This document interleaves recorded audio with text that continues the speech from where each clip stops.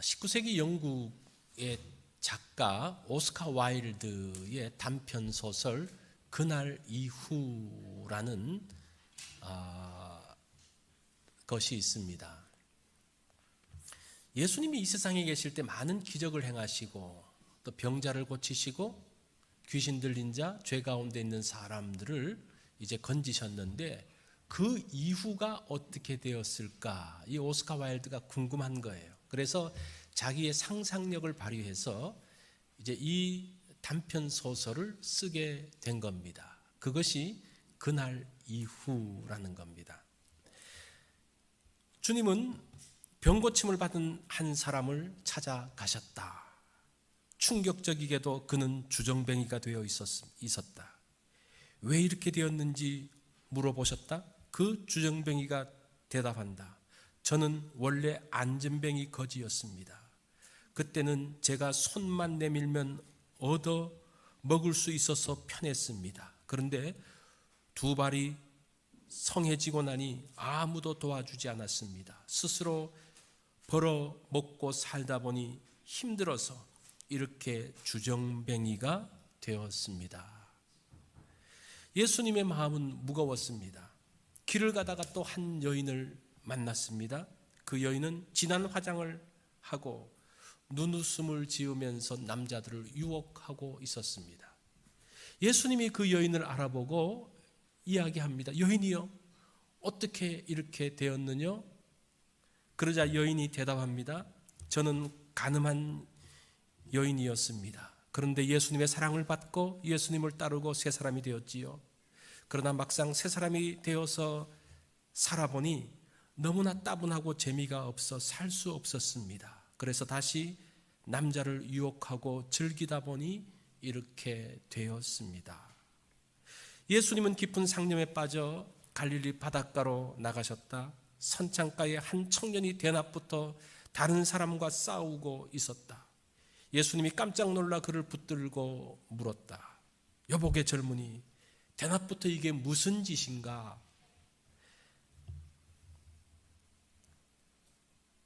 그가 예수님을 알아보고는 왈칵 울음을 터뜨렸다. 그리고는 흐느끼면서 이렇게 말했다. 예수님, 내가 소경이었을 때는 그래도 마음만은 편안했습니다. 그런데 이제는 이 더러운 세상 꼴을 두 눈으로 보면서 살려니까 우라가 치밀어서 견딜 수 없었습니다. 그래서 되는 대로 분풀이 하다 보니 지금과 같이 되고 말았습니다. 자, 이것은 상상을 해서 쓴 소설이지만 여기에는 중요한 교훈이 담겨져 있습니다. 은혜 받는 것 중요하죠. 그런데 더 중요한 것은 뭡니까? 은혜 받은 이후에 어떻게 사느냐라는 겁니다. 우리가 은혜 받죠. 기적을 경험하죠. 그런데 그 이후가 훨씬 더 중요하다는 거예요. 자, 그 은혜를 간직하며 사는 삶이 정말 복된 삶이라는 겁니다. 그러기 위해서는 우리가 있었던 이전의 삶과는 단절해야 된다는 겁니다. 이 가늠한 여인, 이 소설에 의하면 이게 그런지 안 그런지 잘 몰라요. 우리는 성경에 나와 있지 않기 때문에. 그렇지만 그 삶을 예수님의 은혜로서 나왔을 때 그 이전의 삶을 단절하는 게 중요하다는 거예요. 단절. 과거의 삶에 기웃거리지 말고 거기서부터 온전히 나와야 한다는 겁니다. 그게 세례라는 거예요. 자, 오늘은 제가 세례에 대한 이야기를 좀 본격적으로 좀 할 것인데, 우리가 세례의 의미를 잘 안다고 하면 은혜 받은 이후에 다시 과거로는 돌아가지 않는다라는 겁니다. 우리 대부분의 경우 세례를 받았죠. 그냥 세례를 어떤 마음으로 받았는지 모르지만 이것이 얼마나 중요하고 심각한지 오늘 말씀을 통해서 제가 한번 알려드리려고 합니다. 오늘 본문 말씀에 보니까 6장 1절에 보면 은혜를 더하려고 죄에 거하겠느냐? 은혜 받고 난 다음에 다시 죄 가운데 거하는 사람에 대한 이야기예요. 그죠? 은혜를 더하려고 죄를 거하겠느냐? 어떤 분들은, 제가 이제 한국에서 청년부를 지도할 때더라고요. 어떤 청년은 자기가 토요일 날 죄를 조금 져야지 주일 날 기도가 잘 된대요. 막 그 회개해야 되고. 그럴 수 있느냐? 그럴 수 없느니라. 왜냐? 죄에 대하여 죽은 우리가 어찌 그 가운데 더 살리요라고 말씀을 하고 있습니다. 그러면서 3절에 보면 더 중요한 이유가 나오는데, 무릇 그리스도와 합하여 세례를 받은 우리는 그의 죽으심과 합하여 세례를 받은 줄을 알지 못하느냐. 자, 이거 보세요. 너희가 죄 가운데 다시 거하겠느냐? 그럴 수 없다라고 하면서 뭐가 연결시키고 있습니까? 세례와 연결시키고 있다. 그 이유가 세례라는 겁니다.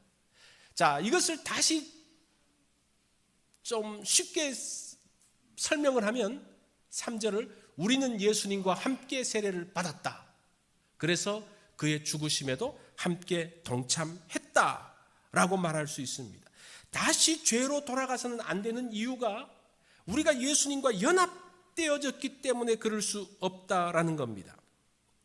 자, 로마서 6장에서는 세례에 대한 이야기를 하는데 세례가 뭐냐라는 것을 좀 살펴볼 필요가 있습니다. 세례 그러면 너무나 예식적으로만 생각하는 것 같아요. 예식적으로. 이게 침례냐 세례냐? 어떻게 세례를 하느냐?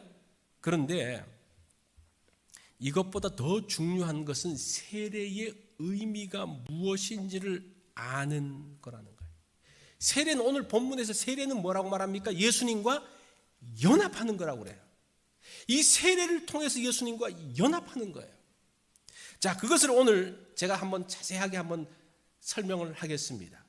오늘 여러분들이 이 세례의 의미만 제대로 안다면요, 우리 신앙의 새로운 전환점을 만들 수가 있어요.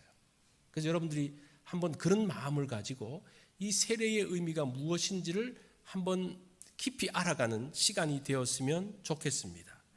베드로전서 3장 20절로 21절 보면 세례는 분리하는 겁니다. 자, 제가 먼저 말씀을 드릴게요. 세례는 뭐다? 분리하는 거예요. 베드로전서 3장 20절로 21절에 보면 지금 세례가 무엇인지를 홍수 사건을 통해서 설명을 하고 있어요.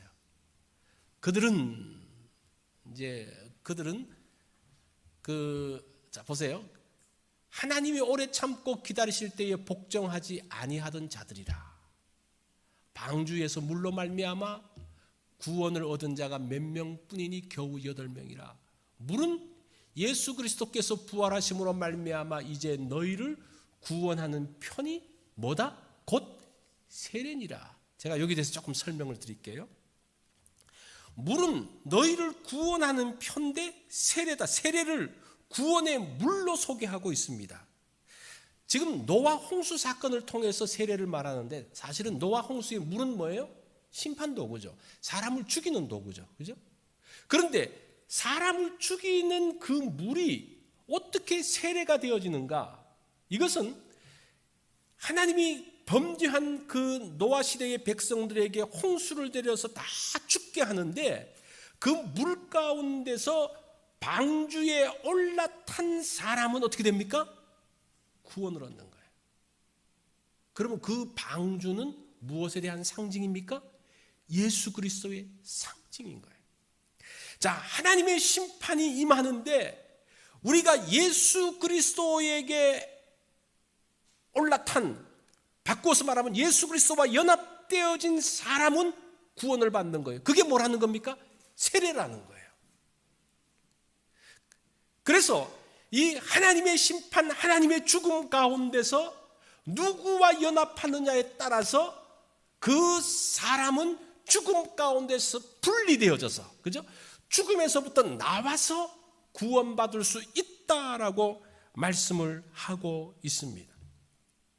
이것이 구원이라는 거예요. 그래서 세례는 죽음의 물속에서 방주이신 예수 그리스도를 통해 죽음에서 분리되어져서 나오는 거예요. 그래서 우리가 세례 받는다는 것은 우리가 그냥 세례 그러면 그냥 한문 뜻 그대로, 저도 그렇게 설명드린 적이 있는데 한문 뜻 그대로 단순하게 씻는 예식. 그런데 그거는 너무나 의미가 약한 거예요. 물론 그런 의미도 있지만 너무나 약해요. 더 중요한 것은 여러분들이 뭘 기억하는 거 아니? 세례는 뭐다? 분리하는 거예요. 또 한 번 제가 더 설명을 드리겠습니다. 고린도전서 10장 1절로 2절은 출애굽을 통해서 세례에 대한 설명들을 하고 있습니다. 형제들아, 나는 너희가 알지 못하기를 원하지 아니하노니 우리 조상들이 다 구름 아래 있고 바다 가운데로 지나며 모세에게 속하여 다 구름과 바다에서 어떻게 했고? 세례를 받고. 자, 지금 이스라엘 백성들이 바다 가운데를 지나면서 바다 가운데 지나는 홍해를 지나는 것을 뭐라고 설명하고 있습니까? 세례 받은 것으로 설명을 하고 있습니다. 사실은 이 홍해 바다는 죽음의 바다예요. 그 바다로 들어가면 어떻게 되어죠? 죽죠. 실제적으로 바로의 군대들은 다 죽었습니다. 그런데 여기서 살아나는 방법이 있는데 그 방법이 뭐냐?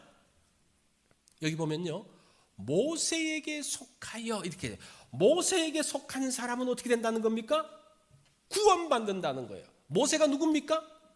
하나님이 보내신 구원자예요. 그래서 이 모세를 누구의 상징으로 보는 겁니까? 예수 그리스도의 상징으로, 이런 의미에서 본다라는 겁니다. 이 죽음의 바다, 홍해 바다 속을 들어가는데 어떤 사람은 죽고 어떤 사람은 살아납니다. 무엇을 통해서? 누구에게 속했느냐에 따라서 어떤 사람은 죽고 어떤 사람은 살아나는 분리가 일어난다는 거예요. 그래서 세례는 뭐라는 겁니까? 분리되어지는 거예요. 죽음에서부터 분리되어지는 것이고 이전의 죄에서부터 분리되어지는 것을 이야기하고 있습니다. 죽음의 자리에서 그리스도와 연합함으로 생명을 얻는 것이 세례예요. 이것이 바다 가운데 지나는 것이라고 이야기합니다. 또 구름 가운데 지나고, 이 구름 기둥에 대한 것, 이스라엘 백성들이 광야를 지날 때 그 광야는 어떤 장소입니까? 죽음의 장소죠. 죽음의 장소에서 누구와 함께 있느냐에 따라서 그 가운데서, 그 광야에서 죽은 사람도 많잖아요, 그죠? 그런데 그 가운데서 구원받은 사람들은 어떤 사람들입니까? 모세에게 속해서 모세와 함께 갔던 사람들이 구원에 속했던 사람들인데, 그것, 모세와 함께 있는 것이 세례다라고 이야기를 하고 있습니다. 이 죽음은 굉장히 중요한 역할을 해요. 이스라엘 백성들이 노예였습니다. 이 노예라는 신분은 거의 바뀌어지지 않아요. 신분은 거의 바뀌어지지 않습니다. 고대 사회, 오늘날이야 뭐 신분의 이제 변화가 좀 있을 수 있지만 고대 사회에서는요, 종으로 태어났으면 어떻게 됩니까? 자기도 종이고 아들도 종이고 그 밑에도 종이고 계속 종이에요. 백정이라는 말을 하죠, 그죠? 그 사람은 어떻게 삽니까? 그냥 그렇게 사는, 그러면서 멸시받고 천대받고 그것을 벗어날 수가 없어요. 그런데 언제 벗어나느냐? 죽으면 벗어나요. 죽으면 벗어나요.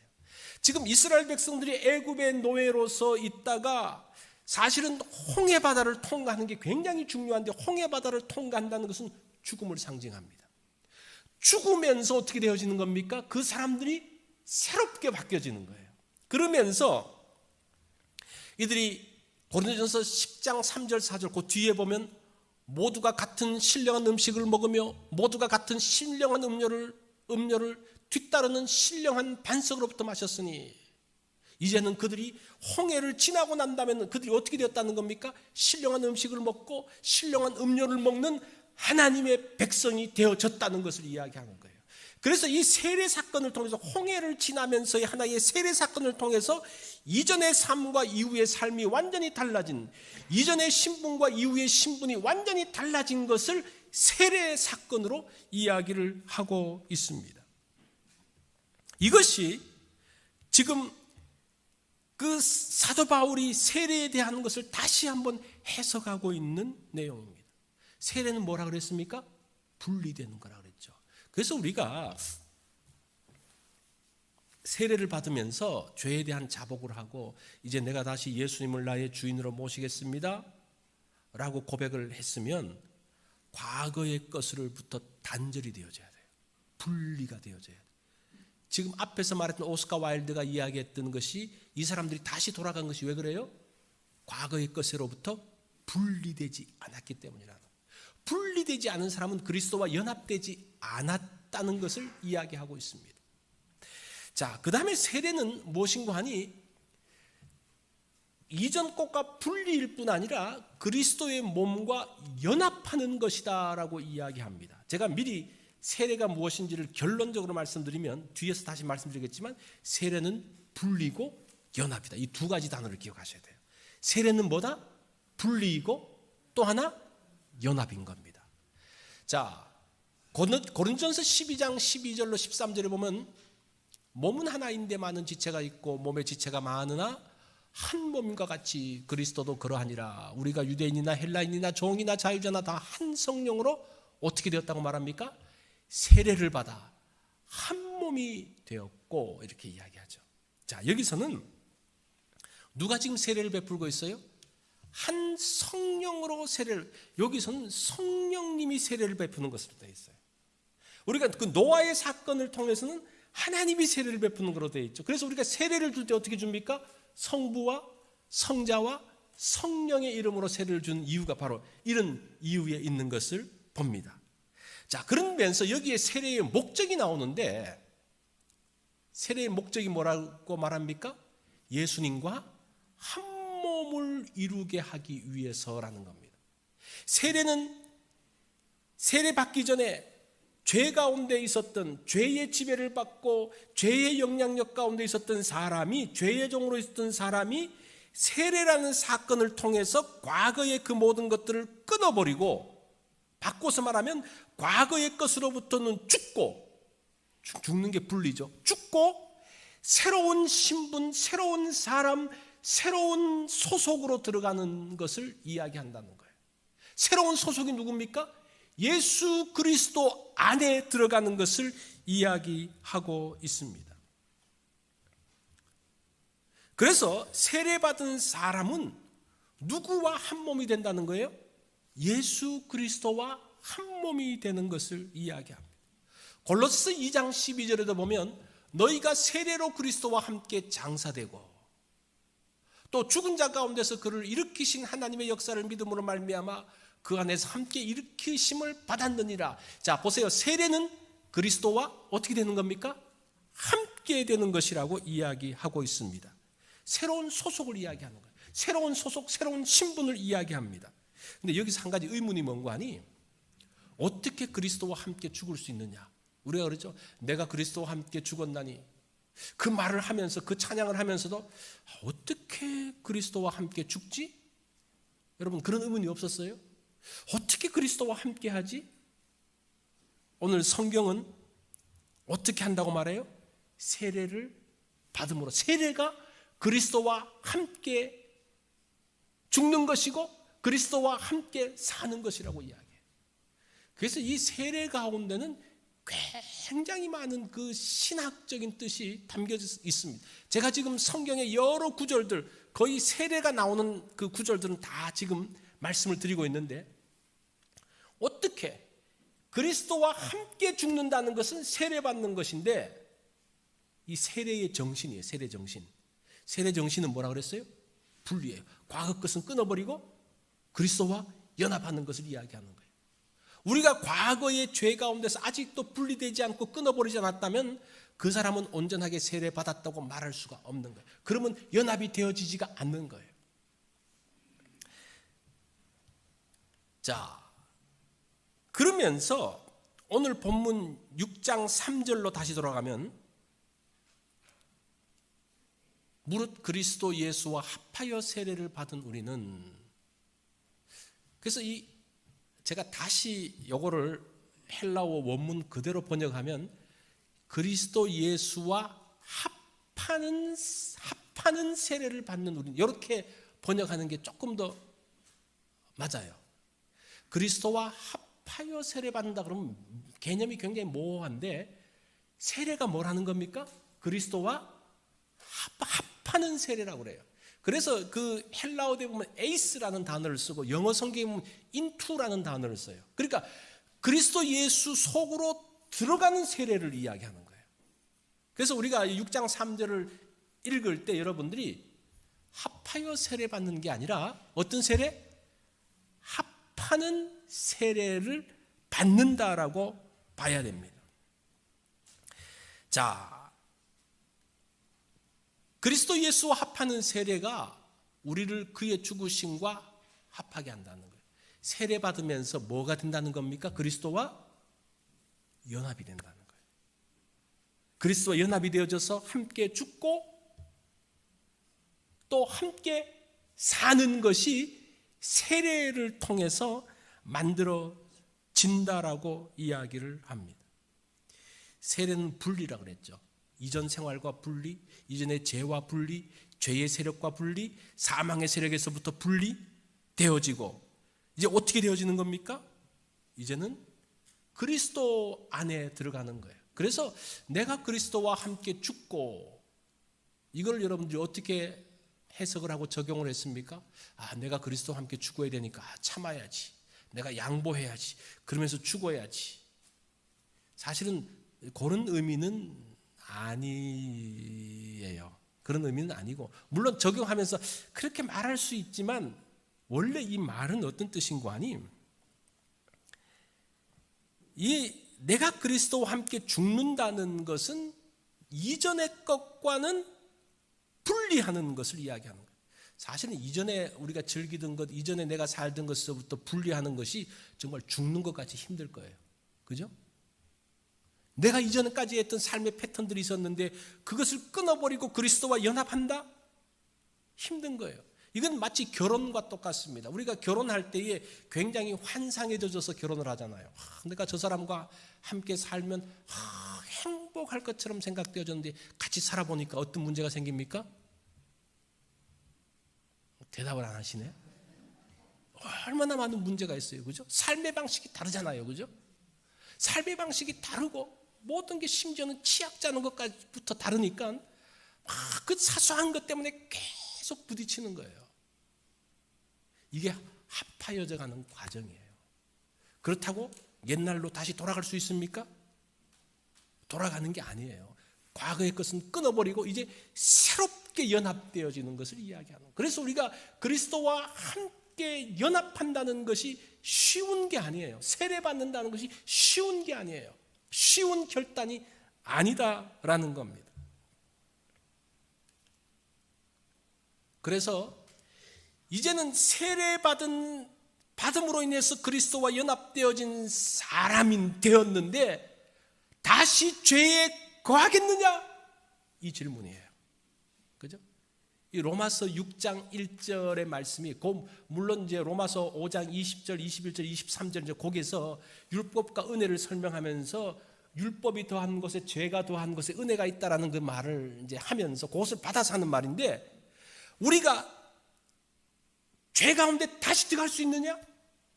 그럴 수 없다는 거예요. 왜? 우리는 어떤 사람이기 때문에 세례 받음으로 인해서 그리스도와 합하는 세례를 받은 사람이기 때문에 다시 죄에게 들어갈 수 없다라는 말씀을 하고 있습니다. 세례에는 두 개의 영역이 있습니다. 이전의 것이 있고 이후의 것이 있는 거예요. 이전 소속이 있고 이후의 소속이 있는 거예요. 이전 소속은 죄와 허물과 사망 안에 있었고, 이제는 의와 거룩과 영생의 자리에 있었다라고 말씀을 하고 있습니다. 자, 그러면서 이 그리스도와 연합됨의 축복이 세례 가운데 있다는 거예요. 이 세례는 그냥 과거의 것을 끊음으로 인해서 아쉬워하면서 사는 것이 아니라 그리스도와 합하는 세례를 통한 축복이 있다는 거예요. 그게 뭐냐? 우리가 마태복음 28장 20절에 보면 예수님의 지상명령이 나오죠. 너희가 제자를 삼고 세례를 주고, 세례에 주목을 하십시오. 세례를 주고 분부한 것을 가르쳐 지키게 하라. 그러면 어떻게 합니까? 볼지어다 내가 세상 끝날까지 너희와 항상 함께 있으리라. 예수님이 항상 함께 있다. 이게 뭡니까? 우리와 연합하는 것을 이야기해요. 지금 예수님 어디 계십니까? 하늘 보좌에 계시잖아요. 그죠? 하늘 보좌에 계신 분이 어떻게 우리와 함께 있는 겁니까? 만약에 여러분들이 지금 여러분의 친구나 또 형제들이 이제 한국에 있는 분들 한번 생각해 보세요. 떨어져 있어요. 근데 그 사람들이 함께 있습니까? 없습니까? 어려운 일이 있으면 전화하면서 서로 그냥 통하는 거예요. 아, 내가 이번에 어려운 일이 있는데 이렇게 좀 해줄 수 있어? 기도해줘? 좀 도와줘? 그러면 멀리 있지만 서로가 이렇게 도와주는, 하늘 보좌에 계시지만 우리가 예수님과 계속적으로 함께 있으면서 통할 수 있는 그러한 약속이 지금 여기 있는 거예요. 이 약속은 약속 이전에 세례받은 사람들은 당연하게 그냥 하나로 되어졌다라고 이야기하는 거예요. 그것이 바로 세례가 주는 축복이라는 겁니다. 사도행전 9장 4절에 보면 바울이 전에 사울이죠. 사울이 예수 믿는 사람을 잡으러 가잖아요. 다메섹에 있는 사람들을 잡으러 갑니다. 그때 다메섹 가는 길에 이 사울이 빛을 보면서 넘어지죠. 그때 사울이 말합니다. 주여 누구십니까? 라고 말할 때 예수님이 뭐라고 말씀하세요? 사울아 사울아 내가 어찌하여 나를 박해하느냐. 보세요. 지금 이 바울은 누구를 지금 핍박하고 누구를 박해하고 있어요? 예수 믿는 사람을 박해하고 있는데 예수님은 지금 누구를 박해하고 있다 그래요? 나를 박해하고 있다는 거예요. 지금 이게 뭡니까? 연합을 이야기하는 거죠. 지금 형제가 되면요, 내 동생이 매 맞으면 누가 맞은 것처럼 여겨져요? 형이 맞은 것처럼 여겨져서 형이 막 흥분하면서 가잖아요. 지금 이거하고 똑같은 거예요. 그 믿는 사람들이 지금 당하고 있는 박해와 어려움 가운데 있는 것들을 보시면서 너 왜 나를 괴롭혀? 왜 나를 박해해? 이게 지금 예수님과 연합되어지는 것을 이야기합니다. 예수님이 누구 편이 된 겁니까? 우리 편이 된 거예요. 이게 지금 세례를 통해서 만들어지고 있는 그러한 모습이라는 겁니다. 그러면서 고린도전서 1장 30절에 보면 너희는 하나님으로부터 나서 그리스도 예수 안에 있고 예수는 하나님으로부터 나와서 우리에게 지혜와 의로움과 거룩함과 구원함이 되셨나니. 자, 보세요. 예수님은 우리에게 무엇이 되셨다고 이야기합니까?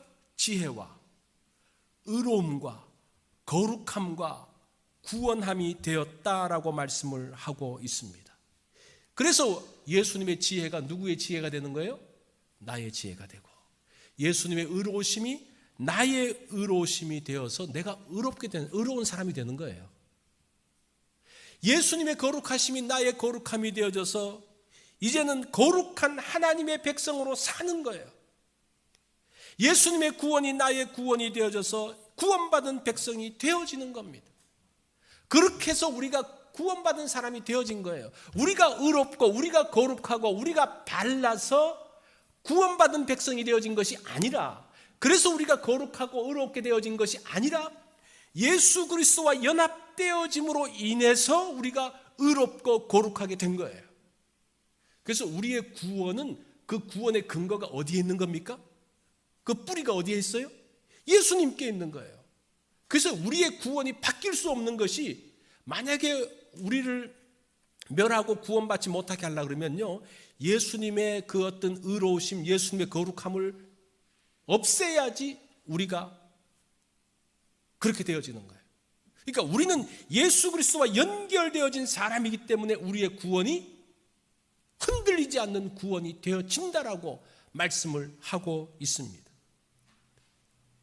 그래서 우리가 가지고 있는 그 구원, 세례를 통해서 그리스도와 연합되어지는 것이 얼마나 강력한 연합인지를 지금 이 말씀을 통해서 우리에게 보여주고 있습니다. 자, 세례를 받았다고 할 때에 우리가 그리스도와 강력하게 연결되어 있어요.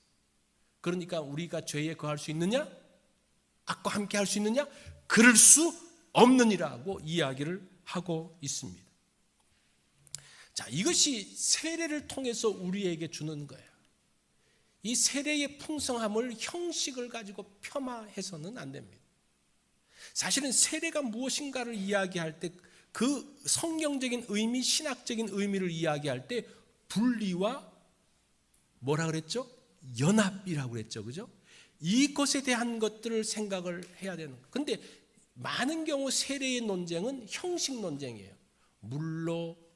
물에 담그는 세례냐, 침수하는 세례냐, 뿌리는 세례냐, 붓는 세례냐. 요 세 개의 이게 있거든요. 그게 침수, 살수, 관수 뭐 그렇게 이야기를 해요. 그래서 성경에 물에 담겨졌기 때문에 반드시 침례를 해야 된다. 그런 논쟁은 이 세례의 풍성함을 폄하시키는 거예요. 그러니까 그 근본적인 의미, 신학적인 의미가 무엇인지 그것을 알고 있으면요, 어떤 형식이든지 간에 그것이 풍성하게 우리에게 다가오게 해야 되는데 엉뚱한 것을 건드리면 지금 그 중요한 문제들이 없어지게 된다라는 겁니다. 세례는 옛사람과 단절하고 예수 그리스도와 어떻게 되는 겁니까? 연합하는 거죠. 그러면서 새 사람이 되는 겁니다. 그로 인해서 이제는 우리가 어떻게 되어지는 겁니까? 하나님의 사람이 되어지는 거죠. 복된 하나님의 사람으로 서는 거죠. 예수 그리스도의 그 능력이 나의 능력이 되어지고, 주님의 풍성함이 나의 풍성함이 되어지고, 주님의 평강이 나의 평강이 되어지고, 주님의 기쁨이 나의 기쁨이 되어지는 그러한 연합. 나의 슬픔과 함께 주님께서 슬퍼하시고, 그죠? 나의 아픔을 주님께서 함께 아파하시는 그러한 연합, 그런 하나님의 위로, 그것이 세례의 사건을 통해서 우리에게 있는 것을 볼 수가 있습니다. 우리가 이번 고난주간을 지나면서 우리가 한번 이 세례에 대한 것들을 깊이 묵상하는 주간이 되었으면 좋겠어요. 그래서 내가 과거로부터 아직 단절하지 못한 것이 어떤 것이 있는지를 한번 생각을 해보십시오. 그것들을 단절해야 돼요. 이게 단절이 안 되니까요, 연합이 안 되는 거예요. 단절이 안 되면 연합이 될 수가 없습니다. 그리스도의 풍성함 가운데 들어갈 수가 없습니다. 우리가 그 단절에 대한 것들을 끊어내는 그 아픔, 그 고통이, 그것이 결국은 아픔이지만 우리를 풍성하게 만드는 겁니다. 오늘 우리가 성찬식을 할 겁니다. 성찬식도 마찬가지예요. 주님의 그 죽으심, 부활, 죽으심이 함께 참여하고 부활에 참여하는데 어떻게 죽으심과 함께 참여합니까? 어떻게 하는 거예요? 세례받음으로.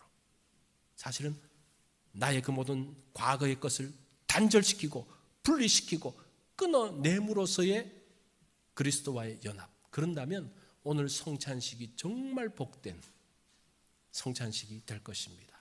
우리 다 같이 기도하겠습니다.